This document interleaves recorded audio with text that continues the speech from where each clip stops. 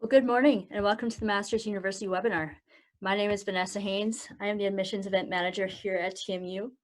We're so glad you can join us today. In just a few moments, we'll welcome our guests, Dr. Mitch Hopewell and Dr. Jordan Morton. Today, our topic is the Pearl C. Schaffer School of Education, including the Teacher Education, Teaching Credential, and Masters of Education. A few logistical items before we begin. Please note that your camera and your microphone are turned off during the session. We thank you in advance for your patience as we make the best use of technology. Know that we are recording this session and will make it available to you as soon as possible. And lastly, we would love to hear from you. So please go ahead and make use of that Q&A box at the bottom middle of your screen. At any time, you can type your questions in there. And then towards the end of the session, we will address those questions for you. Well, allow me to introduce our guests. Dr. Mitch Hopewell is Interim Provost and Dean of Online Learning. Dr. Hopewell oversees academics at TMU, as well as our online programming. Dr. Jordan Morton is an Associate Professor in the Pearl C. Schaffer School of Education at the Masters University, and also serves as the Dean of that school. She is in her 7th year on faculty at TMU. Dr. Morton teaches courses and advises students in all of the programs offered by the School of Education. She and her husband, who is also a teacher, have one son who is currently a sophomore here at the school. Well, welcome to both of you. Thank you for joining us. At this point, Dr. Hopewell, I'll turn the mic over to you. Absolutely. Thank you, Vanessa. Welcome, Dr. Morton. Pleased to have you on today's interview. And I'd like to just give you an opportunity just to introduce yourself, tell us about your background, how you got into education, and so that we know a little more about you. Sure. Thank you very much. It's a pleasure to be here and talk to everyone today. As Vanessa mentioned, this is my 7th year as a faculty member at Masters, but it is my 34th year teaching something to somebody. I started teaching right after college. I sensed a calling from the Lord early in my college career, and so I've been teaching ever since. I started off teaching high school English, and then I was a school administrator, and then I made the jump to higher ed probably about a dozen years ago. So my sense of who I am is a lot wrapped up in Jesus' calling on my life to be a teacher. So that's kind of where I'm coming from today. Mm-hmm. All in California? Have you moved around? Pretty much all in California. I moved to California right after college and haven't left. So okay. I'm still here. Right. Very good. Well, let's talk about maybe some current events. So as everyone is probably aware, all schools pretty much across the entire country, I think, a K12 college, we've all moved to a distance delivery for the remainder of a semester. Bring us up to date. What are what's the K12 landscape look like in terms of that right now? I can't imagine being a kindergarten teacher right now and trying to do that at a distance. It's been a very interesting transition. It happened rather suddenly, and to the extent that teachers were, I would say, technologically savvy, some have made the transition better than others. If a district had a robust distance learning capability or was involved in technology from the get-go, those teachers seem to have made the jump probably a little easier. If you were a veteran teacher or you taught kindergarten, it's a little challenging to figure out what does kindergarten look like in a distance delivery option. So teachers are having to be creative. They're having to find resources. They're having to collaborate on a much deeper level. And they're having to really get back to what it is that they're intending to teach. What is the core of this teaching? And it really is coming down to relationship, and it's coming down to skills that students can learn in this distance delivery format. It's really forcing teachers to think in new ways about what it is that they want their students to learn. So it's been a challenge, but we've been able to support our local school districts and our current crop of student teachers through this transition, and be able to see, I think, some growth in teachers and students overall. It's just a challenging time. Yeah, I would echo that from my perspective. One of the things that I was responsible for is at least kind of guiding that process here at the university, and would be very similar for the university professors, those that had already adopted technology as a tool to help them teach. It was an easier shift.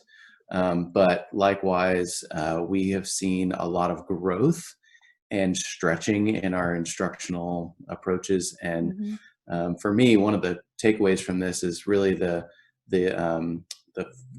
as you mentioned, focusing down on what is it that I'm actually trying to teach versus, just standing up and talking. So it's really important. Well, at the Master's University, we have a fairly high number of students who come from a homeschool setting. And we have a lot of our students who graduate and then choose to elect to homeschool their own kids. And so one of the things that we talk about, just kind of shifting gears here, is, what is the Christian, what is a Christian to think of, and how should we approach and think about public education in general?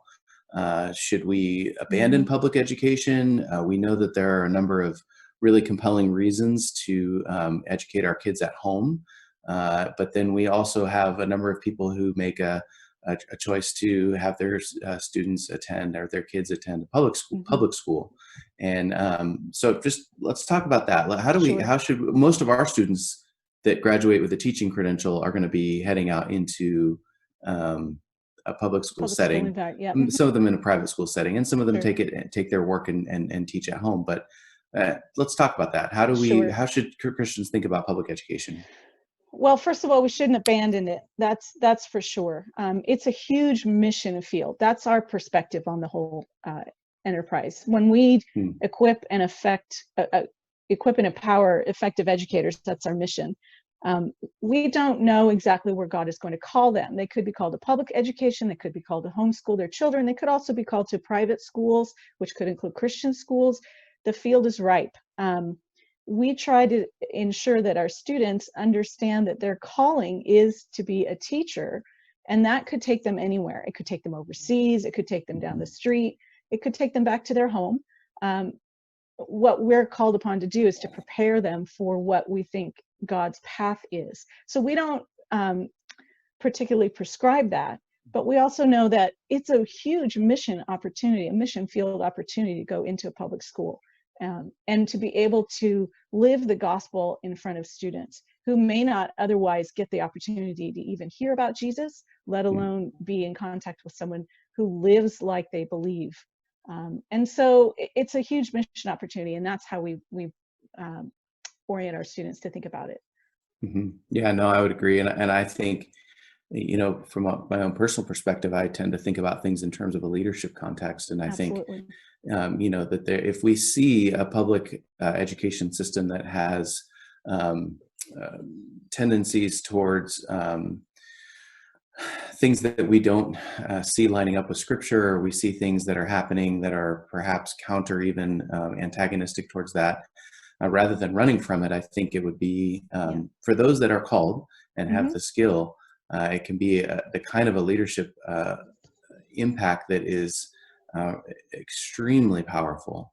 And so just a great testimony for the Lord. So, well, that's definitely an area of interest for me as an educator, and I know for you as well. Yep.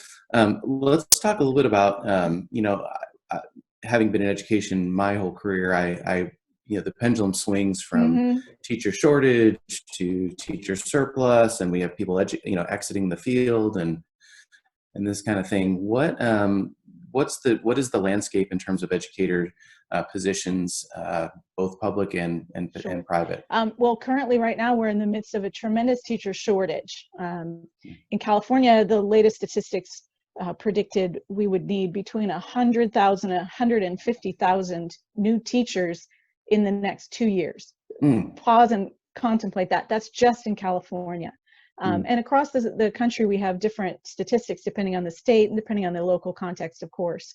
But we're seeing a tremendous need, and that provides a tremendous opportunity for our graduates. We'll talk about this a little bit later. We've been able to place a lot of our graduates exactly where they want to be because there is a teacher shortage right now. It may not show up in your local area, but it might. And for us, it's a tremendous opportunity, like I said, for us to be able to send out qualified teachers to be salt and light wherever they end up. So I think you'll find that it's a pretty good field to be thinking about. We can't keep up with the demand, at least, especially in California. Across the state, we're finding that there's just, the pipeline is not as solid as we want it to be. So there's lots of opportunity here. Yeah. Well, let's talk about some of that. I know that the placement of our students, particularly in our local school districts, but even beyond that, is pretty remarkable. Yes. Talk about our placement. Where are they? You know, what's the likelihood of them getting jobs? This kind of thing. So in the past 5 years, we've had 100% placement of those who graduate from the teaching credential program for those who sought full-time employment. Some have sought part-time employment and found that, but if our students have pursued full-time teaching, they have found jobs. Last year, we had 3 of our student teachers hired by local school districts before they even started student teaching. This year, we had 1 who was hired by the local school district in the middle of student teaching, and we had 1 that had an interview yesterday. So our students that graduate from our credential program are in high demand. They go all over. A lot of them do tend to stay local just because they're from California, so they tend to go home or they stay in our area. But they also teach in other states. We've had students recently go back home to Connecticut, to Alaska. That's pretty much geographically spread out all over the country. We've also had students that felt called to go overseas, so they are teaching in places like Hong Kong and other places in China. One person has now made the switch and is going to another Central Asian Republic, different places across the globe where our graduates are being able to make a difference. They really are excited about hiring master's graduates because we are so well prepared. Yeah.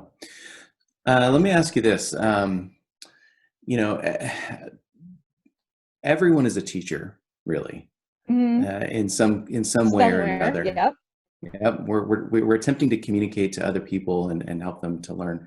If you could just maybe summarize, what are maybe 2 or 3 things that we could be thinking about in terms of helping us better communicate as we're trying to help others learn? Sure. First of all, teaching is relational, first and foremost. So the relational skill that teacher has is paramount. It almost comes above content knowledge. It really does. You have to have the kind of skill to be able to establish a relationship with students, to be able to lead the student, to be able to almost be in a discipleship role with that student. So whatever those skills are, that's where we want to start. We want to start by developing those skills in the students. That means being relational with them. That means developing those, what we might call soft skills in the world of business or other places, communication, collaboration, all of those kinds of skills are important, and that's where it starts. Second, then you have to know something about your content. You really do. So becoming a learner yourself is very crucial. If you're going to be a good teacher, you have to start by being an effective and good learner. You have to be interested in learning. You have to like learning. You have to be able to be curious and be able to understand new things and really enjoy the process of learning new things. To find that sort of creative fire within you, that's going to be important too. So we hope to instill that love of learning in you, because if you're going to be a good teacher, that's what you have to have. So those relational skills are important. Being a lifelong learner yourself is important. And then third, being able to be conversant in ways that students can understand you. So that's going to be important too. Really understanding your students, where they're coming from, what are their experiences, what is their cultural background, what languages do they speak at home, all of those kinds of things. Being able to put yourself in their shoes to understand where they need you, where they need help. All of those kinds of things are important. So really being perceptive and understanding your students. So those, I think, are the top 3 things that make a good teacher a good teacher. Okay. Well, I don't see any questions from our attendees. So if you are attending and you have some questions for us, let us know in the Q&A box. But I will just ask a couple of questions as we kind of wait and see if maybe even some more. So tell us about what are the options in terms of degree programs at TMU? So good question. At the bachelor's degree level, we have one main option, which would be the Bachelor of Arts in Liberal Studies with a teacher education emphasis. That's the degree that most of our teacher ed students choose if they want to be elementary school teachers. That's the degree that's going to give you the best preparation. You get that breadth of content, you get the education part, and that's going to set you up nicely for our credential program. We also partner with other degree programs across the university, especially for those who want to teach at the secondary level, junior high or high school. You're probably going to major in a content area like English or history, but we partner with those other departments, and we are able to give you the education background in your undergraduate that's going to also prepare you for a credential program. Our teaching credential programs are post-baccalaureate programs. They are fifth-year programs. They are residency style, meaning you get placed in a classroom with a master teacher from the beginning. In fact, even before the beginning, you're there at the beginning of the school year, so you help the master teacher set up the classroom or plan the syllabus, and you work with that master teacher all throughout the year, eventually culminating in the second semester with student teaching. And then we have the Master of Education in Teaching. Once you get a credential and you're in the profession and you need to do a second level of authorization or you need more training, we offer a master's degree, and that's 100% online and designed for a working teacher. So you can do that while you're teaching. And we found that to be very successful. We've tried to arrange the program so there's sort of seamless transition from bachelor's degree to credential program to master's degree. So we try to see it as one sort of arc of learning. And that's been pretty popular with our students as well. Okay, and just that's a good point that you bring up, because I've taught and worked in other states. Although I, born and raised in, well, I wasn't born in California, but I was raised in California, and went to master's college back in the day, and went through the teaching program. But it's interesting to me when I came here to learn that in California, that the credential program, you mentioned that it's separate from the four-year program. Let's clear that up. Sure, it is. That's how the state has set up their desire to see sort of professional teachers. So they want a bachelor's degree kind of under your belt. Now, we do have an option for you to sort of complete your bachelor's degree early to take extra units. So you could theoretically do a bachelor's degree in 3 years. That's sometimes popular with transfer students as well. And then do the credential program in year 4. That is designed so that the student would have content knowledge and then go into the teaching part separately. So that's kind of how the state has set it up. The good news is, even if you are from another state, California's teaching credential is so strong, the program is so strong here, that it has excellent reciprocity with other states. So if you choose to go back home, wherever home is, we can help with that transition. But other states are quite happy to see that you have a California teaching credential, because that comes with some specific training that other states are starting to recognize, notably teaching students with special needs in the regular classroom, and also teaching students who are learning English, which of course now you can find in just about any state. So because California emphasizes that in our teaching credential programs, the credential is portable. Very good. Still no questions, so I'll just keep going. Keep going. I've mentioned this before. This series of interviewing faculty it's one of the great highlights of my job right now, because I get to hang out with smart and interesting people and ask them questions. So, well, thank you.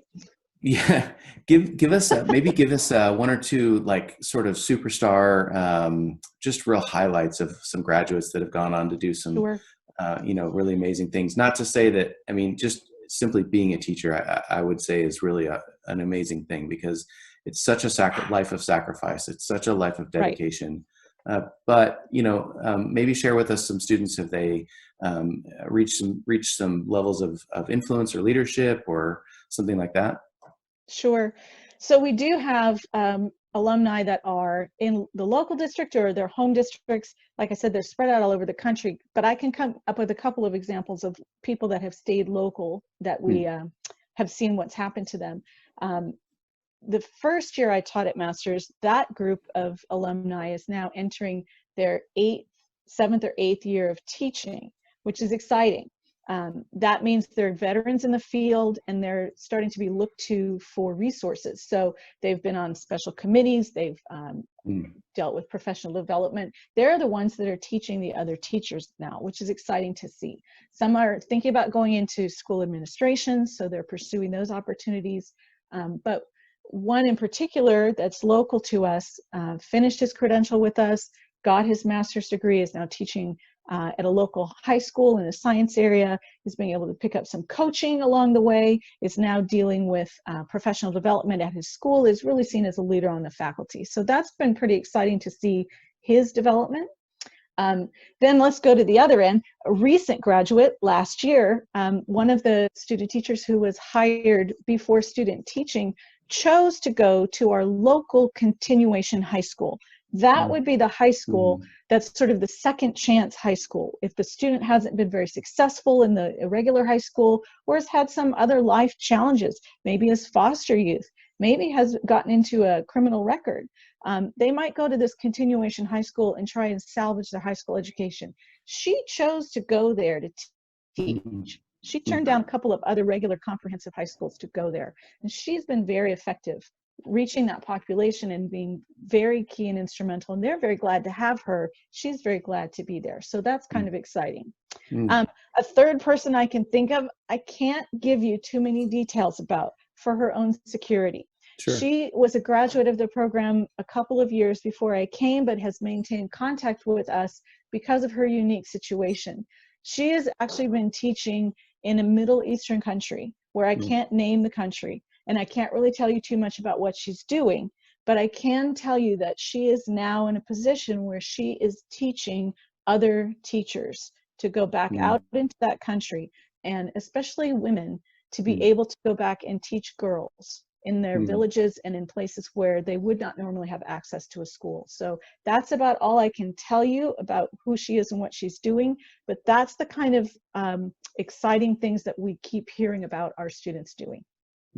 Yeah, well, I mean, you've in the past you've shared no more details than that, but you shared that story with me, and it isn't. I know you say you can't share a lot, but you have shared a lot, because she is exemplifying what many of our students are doing, which is what I mentioned earlier, is living a life of service. Exactly. And they've integrated their faith and their Christian walk with their vocation, and it's just really remarkable thing in that those alumni and in those students. So I know a number of those teacher education students, credential students, and I don't know if maybe everybody on board and all the attendees recognize this, but to get a job before your student teaching is done, that's pretty remarkable. I mean, yes, we need teachers, but we don't often need them that bad. That's true. And so for a student to have demonstrated the kind of capability and the knowledge to be a teacher, to be recognized by their school and their district, for them to say preemptively, I don't want you to graduate and then look for a job and then I have to compete. Yes. Just offer you this job right now. Exactly. That's pretty remarkable. Please don't go anywhere else. That's what they say.